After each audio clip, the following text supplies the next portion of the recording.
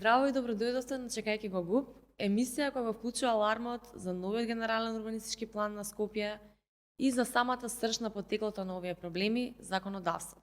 Јас сум Дафина Шакутковска, председател на организацијата Културно ехо, меѓународна, невладина и независна организација со седиште во Скопје, со мисија да промовира еколошка и урбана одговорност преку иницијативи за еколошки, општествени и културни промени. Сите архитектонски вредности се и човечки вредности, воспротив на невредат, вели архитектот Лиоид. Нашите закони за урбанизам и градба за жал се менувани низ текот на времето во корист на урбаната мафија, на сметка на нашето здравје и хуман живот.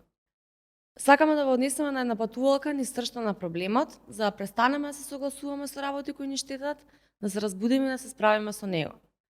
Работевме на анализа на сегашните закони за градба и урбанизам и направивме времеплов со законите за градба и урбанизам од или од 1973 или од 1985 година, заедно со експерти за закони за градба и урбанизам и архитекти.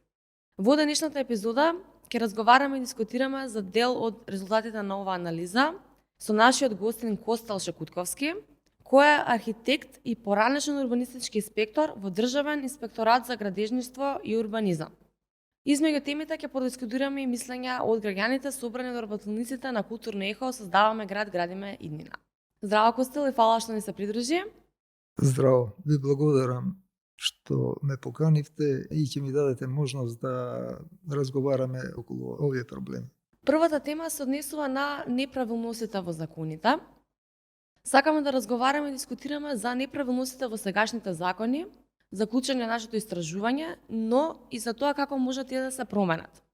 Во сегашниот закон за градба стои дека за изградба на инфраструктурен објект, улица, железнички пруги, топловоди и слично, може да се издаде одобрение за градење и без решени имотно-правни односи за целата градежна парцела, со обврска инвеститорот да ги регулира имотно-правните односи најдоцна до поднесување на барањето за одобрение за употреба. За почеток едно малку реторичко прашање, дали има смисла нешто да се изгради, па отпосле да се регулираат имотно-правните односи? Вообичаено со инфраструктурните објекти се зафаќаат повеќе парцели, бидејќи тоа се инфраструктурни објекти со поголема должина, како улици, канализации, водоводна мрежа и слично. Овие градежни парцели кои се зафаќаат со ваквите објекти, значи парцелите се од повеќе корисници или сопственици, чии овие имоти се нивни. Така што најдобро е пред да се отпочне со изградба на ваквите објекти да се решат овие имотно-правни односи. Во нашиот закон, се уште во законот за градење, постои таква одредба со која не мора значи да се решат овие имотно-правни односи и дава можност законот дури после од кога ќе се изгради објектот и пред да се добие дозвола за одобрение за употреба, тогаш да се решаваат овие имотно-правни односи. Сметам дека ваквото решение не е добро, бидејќи со нерешавање на имотно-правните односи на време се доаѓа до многу конфликтни ситуации. Еве, на пример, да збориме и за автопатот Кичево-Охрид. Токму овие нерешени имотно-правни односи се една од причините која доведува до каснење на автопатот. До големо каснење на автопатот. Така што моје мислење е дека понатака треба овој член да се промени и овие имотно-правни односи да се решаваат на време пред да се отпочне со изградбата на ваквите објекти. Кој е механизмот за промена на овие закони? Како тие би требало правилно да гласат? Може ли да направиме на споредба на законите на истата тематика во други земји? Па, вакви ситуации на пример во западните земји, во западноевропските земји не може да се дојде до ваква ситуација, бидејќи тамо навремено се решаваат овие имотно-правни односи. А кај нас, бидејќи моментално е во припрема нов закон за градење. Сметам дека во тој нов закон за градење би требало да биде ова решено на поинаков начин. Би сакале ли да го искоментирате малку дупот на Лисиче, каде што се затвараат постоечки улици, а се отвораат нови улици кои што поминуваат низ домови? Па, ова е дел фактички од претходното прашање. Тамо се токму нерешени овие имотно-правни односи, затоа е дојдено и до ваква ситуација, до една конфликтна ситуација сега, бидејќи не се решени имотно-правните односи за тој објект, за мостот и за околината на мостот. Ако мислевте на мостот, на изработката на мостот. На улиците сметав. Да, тоа се продолжение на улиците од мостот према излезот на мостот. Добра, во ред, бидејќи сте били урбанистички инспектор, кои би ги посочиле како аномалии во законската регулатива од урбанистичкото планирање? Урбанистичкото планирање значи е регулирано со законот за урбанистичко планирање. И во овој закон има одредби кои се релативно добри и сметам дека не е проблемот во законот за урбанистичко планирање, туку е проблемот во неговото неприменување или непочитување на неговите одредби, а исто така на некаков начин и изигрување на овие одредби. Значи, кога се донесува еден закон, се подразбира дека сите оние подзаконски акти и други акти што се донесуваат мора да се во согласност со овој закон за урбанистичко планирање. Ние, например, гледаме сега и актуелно дека во ГУПот на град Скопје има член донесен, вметнат член, да речеме, член, како што го викаат, член 37, кој воопшто не е во согласност со законот за урбанистичко планирање. Значи, овој член кажува: долж примерната сообраќајна мрежа во планската документација од пониско ниво, значи тоа е во ДУПот, се дозволува по целата должина на сообраќајниците да се планираат линиски центри со намена А, односно Б, односно В, или големини кои со своите параметри не влегуваат во нумеричките показатели на четврта на која припаѓаат.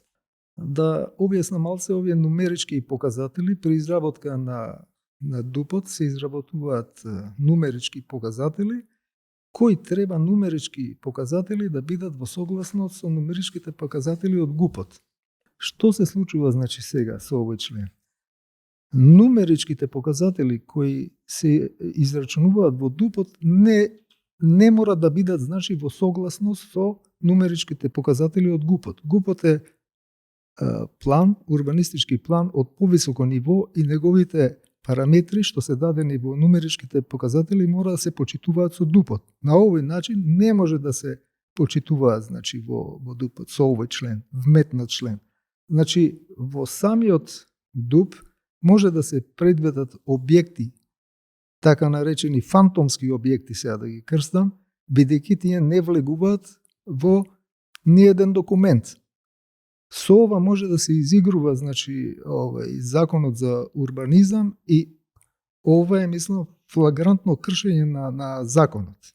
Ваквите предвидувања на вакви членови овозможуваат на оние што сакаат да се занимаваат со изигрување на законот и изигрување на законите воопшто. Во ред, што ви кажала за детските игралишта? Недостасуваат правилници за градење на детски игралишта. Многу од поновите игралишта имаат подлога од штетни материјали. Кога се поминува покрај нив во летниот период се чувствува ужасна миризба и немаат ботаничко уредување, со што не се внимава на здравјето и развојот на децата. Како човечно треба да изгледа уредувањето на игралиштата? Детските игралишта не спаѓаат во градежни објекти, за нив не се прави проект, туку тие спаѓаат бурбана опрема. За нивна изградба не е потребно одобрение за градење. За поставување на урбана опрема спрема законот за градење, советите на општините во градот Скопје и советот на градот донесуваат годишна програма се утврдува на кои локации може да се постави опремата и на кој начин да се постави. Советите на општините во градот Скопје програмата ја донесуваат по претходно позитивно мислење добиено од градот Скопје. Програмата вообичаено изработуваат лиценцирани фирми во кои работат овластени лица за изработка на планска документација и се искусни во овој дел како да се изработи програмата. Програмата содржи два дела, тоа е текстуален и графички дел. Текстуалниот дел содржи услови за поставување и обликување на урбаната опрема. Безбедносни услови, технички услови, како и посебни стандарди за поставување на урбана опрема. Додека графичкиот дел содржи документациона основа со графички приказ на урбаната опрема. Значи, по содржината на програмата се назначени основните услови, стандарди, нормативи на кои треба да се придржуваат проектантите и изведувачите на урбаната опрема. Во тек на спроведувањето на програмата за конкретните локации се изработуваат идејни проекти во кои исто така се конкретизирани кои стандарди треба да се почитуваат при изработка на детските игралишта и кој вид на опрема може да се вгради. Надзор на целата постапка во градот Скопје ја вршат инспекцијските служби на општините и на градот Скопје. Сметам дека градежните инспектори можат да проверат дали градежниот материјал кој се вградува е во согласно со материјалите кои се предвидени во проектот. Веројатно опремата би требало да биде во согласно со безбедност на детските играчки. Понатаму во измените на сегашните закони се отстранува и голем дел од одговорноста на надзорниот инженер, а мора да постои одговорно лице. Какви треба да бидат одговорностите на надзорниот инженер? Во сегашниот закон, надзорниот инженер е должен да врши проверка на изградба дали истата е во согласно со основниот проект и одобрението за градење, да утврди дали е извршено обележување на проектната градба на терен, да врши проверка на градбата во секоја фаза на градењето при обележување и нанесување на основата на градбата од проектот на самото земјиште, да утврди дали учесниците во изградбата ги поседуваат соодветните лиценци и овластувања, да врши проверка на квалитетот на вградените материјали во градбата, да утврди дали изведувачот обезбедил докази за потекло на градежниот технички камен и така натаму и другите материјали, нормално, да утврди дали изведувачот обезбедил мислење за изведениот степен на механичка отпорност, стабилност, сеизмичка заштита на градбата и така натаму, да го запозна инвеститорот и надлежниот градежен инспектор за утврдените недостатоци или неправилности кои ги констатирал, да изготви завршен извештај на извршениот надзор. Да изготви завршен извештај е нормално. Се разбира дека намалување на одговорноста на надзорниот инженер ќе придонеси за намалување на квалитетот на севкупната изградба на објектите и тоа не смее да се дозволи. Сега би продискутирала некои мислења на граѓаница, собрани работилницата на културно ехо, создаваме град, градиме иднина. Имаме едно мислење што вика вака: Драг Дедо Мраз, дебар мало да стане пешачка зона. Што мислите, кои места во Скопје би можеле да станат пешачки зони? Секако Дедо Мраз нема да ја донесе пешачките зони. За пешачки зони треба да се направи една анализа каде би можеле да се направат пешачки зони. Значи тоа е повеќе во реони каде што се одредени за повеќе за забава, за ресторани, за рекреација исто така, но не и во зони каде што се потребни возила. Значи тие зони не може да се направат како пешачки зони. Би требало да има поголема анализа за да може ова да се направи. Сега ќе преминеме на наредната тема, а тоа е споредба со законите од 73 и 85. За споредба во овие закони постои зелен катастар, закон за сеизмичка исправност на објектите, правилници со кои се определува дека од голема парцела само еден мал дел мора да е зграда, се остава голем дел за зеленило, паркинг и гаражи, а инспекторите имаат воочливо многу поголеми ингеренции. Што може да се направи за овие закони да се вратат? Навистина законите за да ги пратиме, веројатно ќе најдеме и некои подобри одредби во старите закони отколку во сегашните закони. Не дека и сега нема одредено колкав број на паркинг места, например, треба да има еден објект или 1/4 или 1 блок. Потоа во законите и во самите планови е одредено густината на населеност и така. Колку тоа се почитува, тоа е веќе друга работа. А зашто не се почитува? Сега кога веќе тука напоменавте дека се намалени овие ингеренциите на инспекторите, да, се слагам. Со инспекцијските служби, значи има општински инспекцијски и државни инспекцијски служби. Градежни, урбанистички има само на државно ниво.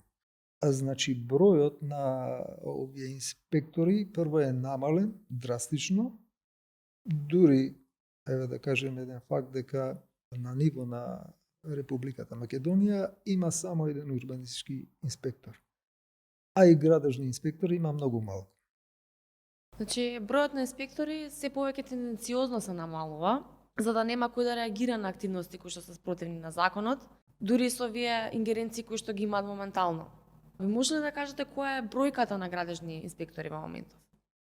Па не можам да кажам колкав е точно бројот, бидејќи секој месечно се намалуваат бројот на инспектори.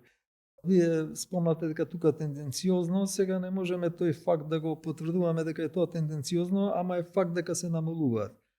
А се намалуваат од прво од аспект што не се задоволни со платата веројатно. Потоа некој дел од општините, самите градоначалници не сакаат да имаат инспектор, го сметаат дека тој не е потребен по општините, како би рекол. Потоа се намалува од аспект што тоа е малце и ризична професија да бидеш инспектор и башка си незаштитен некако од државата, немаш никаква заштита и тоа придонесува веројатно да бројот на инспектори во Македонија е многу мал. Бидејќи се наоѓаме во една критична точка со доаѓањето на новиот генерален урбанистички план, кој без учество на граѓаните ќе биде оформен од желбите за профит врз едни неправедни закони. Колку сметате дека е важно будењето на граѓаните и сите вклучени лица? Да се превземе лична одговорност кон настаните, кои ќе ја одредат нашата еднина, наместо чекањето на туга одговорност како мали деца? Кои акции и побуни се организираат во други градови низ светот? При иницирање на вакви штети по здравјето и квалитетот на живот, кои ја навредуваат способноста и интелигенцијата на граѓаните? Па сметам дека граѓаните во една ваква ситуација како што сме сега, би треба да имаат главен збор во промена на состојбите кај нас. Значи, мора да имаат граѓаните еден настап, организиран настап, за да може да се делува на подобрување на целата ситуација. Во некои од западните држави веќе се направени системи како не доаѓат во ситуации како кај нас да доаѓат до едни конфликтни ситуации кога граѓаните мора да го изразуваат своето недоволство доаѓајќи пред општината или кога се носи овој планот. Негде, како на пример во Швајцарија, во некои градови во Швајцарија е организирано за скоро секој поголем објект што се гради во градот се организира референдум.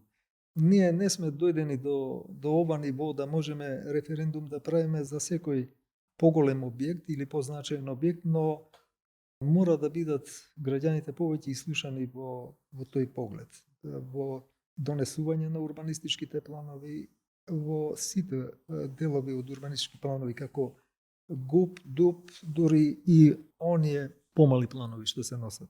За да можат да делуваат повеќе граѓаните во оваа смисла, треба и таа урбанистичка или градежна едуцираност да е поголема кај граѓаните. Секако мора да се направат и некакви измени во законот, чии одредби се веќе стари. Например, стои дека граѓаните ќе се информираат за донесувањето на детален урбанистички план во медиумите како дневни весници. Сега ние знаеме дека веќе дневните весници кај нас не се ни толку читани во дневната штампа. Не се, и тоа не значи ништо ако се објави тоа, например, во дневната штампа, дека ќе се одржи презентација на ДУП-от во општината на конкретен датум. Значи, до колку од граѓаните ќе доспее оваа информација? До многу малку. Можда треба да се направи некаква поголема промена во тој дел, и на некаков начин да бидат граѓаните поинформирани дека ќе се одржи презентација на некаков ДУП на еден подруг начин. Што мислите за закажувањето на овие презентации во работни часови, на работни денови, кога поголемиот дел од граѓаните не може да бидат присутни? Општините при донесување на ДУПовите се придржуваат на она што е напишано во законот, значи они мора да ја презентираат месечини 15 дена, да ја изложат 15 дена да биде изложен ДУПот, например, при донесувањето и да се одржи една презентација. Да, би можело тоа да биде и повеќе, например, и да биде презентацијата направена поприфатлива некако за граѓаните, зашто сите не се урбанистички едуцирани да знаат за што се работи, значи. Може би во презентацијата би требало да бидат вклучени и лица од самите граѓани, експерти кои ќе учествуваат во презентацијата и ќе го кажат она свое стручно мислење за конкретниот ДУП што се донесе. Ќе продолжиме со коментирањето на мислењето од граѓаните собрани на Создаваме град, градиме иднина настаното одржано културно ехо. Удиме со следново мислење. Мора граѓаните што користат незагадлив начин на транспорт да бидат охрабрени со подобро организирани патеки. Може ли да го кажете вашето мислење во однос на велосипедските патеки, пешачките патеки во градот? За велосипедските патеки сметам дека е направен доста напредок во последните години во градот Скопје, што со тоа што се направени доста нови велосипедски патеки и скоро сите улици што се реновираат, да речеме, добиваат вакви велосипедски патеки. Но и тоа е многу минимално во споредба со она што би требало да биде. Например, неодамна бев во Германија и многу сум изненаден колку велосипеди тама се возат. Значи, дури и оние што беа паркинзи за автомобили, сега ги претварат во паркинзи за велосипеди. Така што, одејќи низ градот, не можете да забележите гужва, не можете да забележите свирења, нервози и така натаму. Све тоа е пратено и со многу подобар јавен сообраќај, така што е минимална онаа гужва што се ствара по сообраќајниците, за разлика од кај нас. Значи, кога збориме за велосипедските патеки, треба уште многу да се направи, а и квалитетот на тие што веќе се прават, не можеме да кажеме дека сме задоволни со квалитетот, бидејќи има проблеми во смисла на неравнини, дупки, кај контејнерите има заобиколувања, исто кај автобуските станици, така има некои уште проблеми што треба да се решаваат. Понатаму би требало да се направи уште многу за ова, што ете и во смисла на тоа што не се гледа кога ќе може градот Скопје да направи некој подобар јавен сообраќај, така што велосипедите се можда некоја најевтина варијанта за спроведување, за да се намали гужвата, сообраќајната гужва во градот. Би искоментирали уште едно мислење од работилницата Создаваме град, градиме иднина. Вели лимитирање на број на жители во Скопје. Што би можеле да кажете околу ограничувањето на бројот на жители на градот?